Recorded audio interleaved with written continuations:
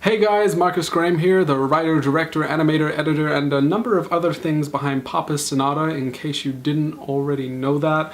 Looking disheveled as usual. I haven't really slept much, just because I've been doing other things, so I may be a little less articulate than usual, but let's just go through this. I'll try my best. Because I want to keep giving you guys updates. So essentially, what have I been up to today? Well, I've been doing a bit of drilling, a bit of hammering, a bit of nailing, all things that are kind of out of my general area of knowledge.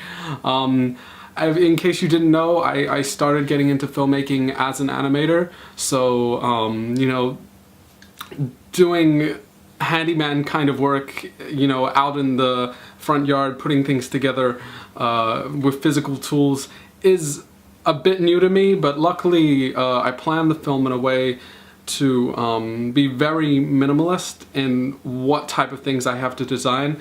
The interesting thing, I think, is everything that I designed that you saw in that very brief little edit I put together, everything you saw will be in the film, but you won't see it at all. All of it will be, because the film is done in this animation style, this blend of film and animation. You can already tell how tired I am. I'm already struggling to put these sentences together, but bear with me. Okay, so the film is in this animation and film style. Well, it combines animation and film. So a lot of what I have to design is just things to give the illusion that they are actually interacting with the world, even though it doesn't exist around them. It's all hand-drawn and then put in through post-production. So a lot of what I'm putting together is just simple things, like you saw that board that I put up that has a little stand for it, and it, you know, just hangs up by itself. That's actually just going to be utilized as a light switch, because these are minor details, but these are details that can break the, you know, the believability that these characters are in the world, and that's something that I'm really worried about. I hate to call other movies out, especially independent little short things that people are putting together and probably making no money from, but I looked at this film, it's not really a film, it's a kind of short promo thing for a TV series. I looked at this TV series called Super Scorpion City, and Super Scorpion City pretty much summarizes everything that I'm afraid of my film being. And sorry to the people there, I can tell that some level of work was put into that. It seems like it would have been a bit time consuming to put together, so I almost feel bad. But just, if you look at Super Scorpion City, and I'm going a bit off topic, but Super Scorpion City sums up everything that I'm afraid of my film becoming. Because my film uses similar techniques. My film uses a lot of green screen and a lot of characters interacting with objects that do not exist. And it was one of my main concerns when going into the film, was how can I make these characters' interaction with the world around them believable? How can I make a world that feels living and breathing and evolving and changing and dynamic and all these sorts of things? And also not forgetting basics. I think so many people, when they try to do green screen, they forget a lot of key basics for filmmaking. I hate to see when people try to do these really highly ambitious films, but they don't understand the traditions and structures of what makes a good film. Anyways, it's not even that relevant. I'm supposed to be telling you some things about the film, and I'm rambling on about Super Scorpion City of all things. But I'm just giving you my thought process, you know.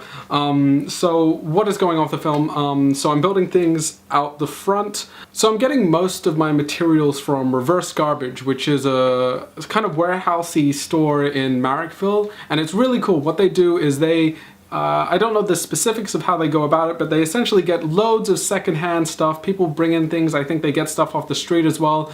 Loads of, you know, office chairs or, you know, spare wood, spare fabrics, and pretty much it's all together in this big warehouse, and everything is really fairly priced. So if you're looking to do a film on a tight budget, if you're in the Sydney area, I really suggest you know, stopping by at Reverse Garbage, because they will probably have something that you're looking for your film.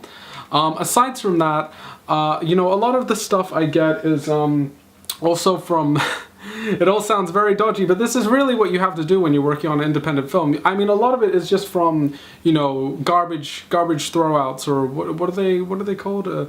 You know, the garbage days where everyone puts, you know, there's the stuff they don't want anymore out in their front yard.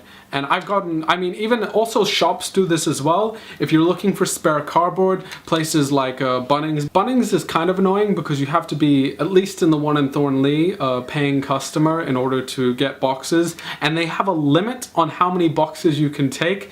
This is, at least in my experience, going there a number of times. It didn't always used to be like that as well. You used to be able to just take the boxes. And I think it's kind of nonsense that they make you, that you have to be a customer and there's a limit to how many boxes you can have, because realistically you're doing them a favor. I mean, those boxes are going to stack up and they have to otherwise, you know, pay someone to come and take it out to the tip or whatever, or dispose of it.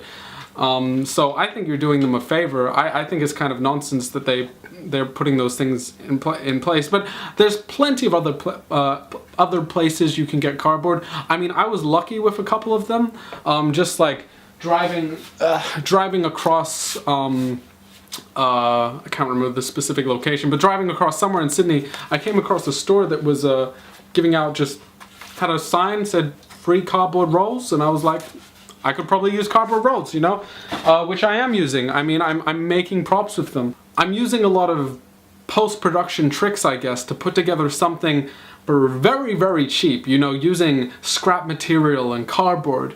But I guarantee you will look at the final product and you will not notice.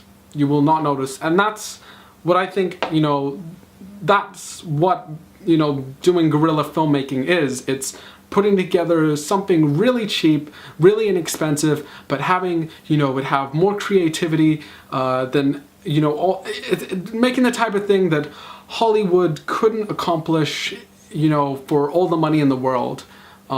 Just because you have that edge, that creativity. So that pretty much sums it up for today. I can't really think of what else to talk about, and I feel like this video has already gone on far too long. I feel like these vlogs should be like 5 minutes or even less, just because of how short the attention span of the internet is.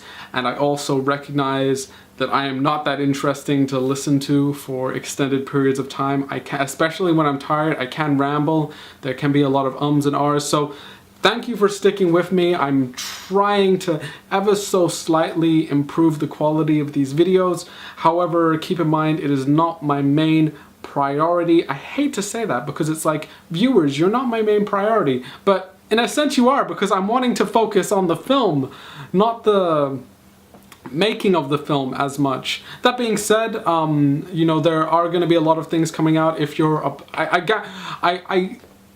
what's the word? I implore? One moment. Okay, I'm gonna go with implore. I implore you to check out our Possible campaign. It's in its final 2 weeks and we have a lot of great deals going on. We're trying to make things seem as fair as possible. I need to stress that this is not something that I'm making a profit from. I'm not asking like, oh, here's $4,000 so, you know, I can make some money and make it worth my time to make a film.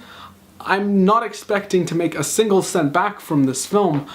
I'm just simply doing it because I believe in the film and I think that it has a good cause behind it, and I just think it's a good idea. I don't know what else to tell you, but it is the honest truth that this film will not be able to be made if we do not reach that quota at the end.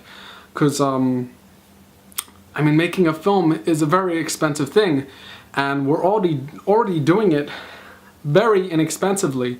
We're already cutting as many corners as possible whilst being sure that it won't hurt or affect the final film. Of course it would be easier if we had a bunch of money to throw around. Of course that would make everything so much easier. But right now I'm asking from people for the absolute minimum. I sat down with my producer, we worked out a budget, and we said to ourselves, you know, what is the minimum that we can do this film for realistically? And that's what we're asking for our Possible campaign. We're apparently, I believe we're over 15% of the way there. I'm obviously quite anxious about it, and I mean, I hope that we reach our goal. And anyways, I rambled way too much. This has been way too long for a YouTube video, so I'm gonna end it here, and thanks for your time, and yeah, bye.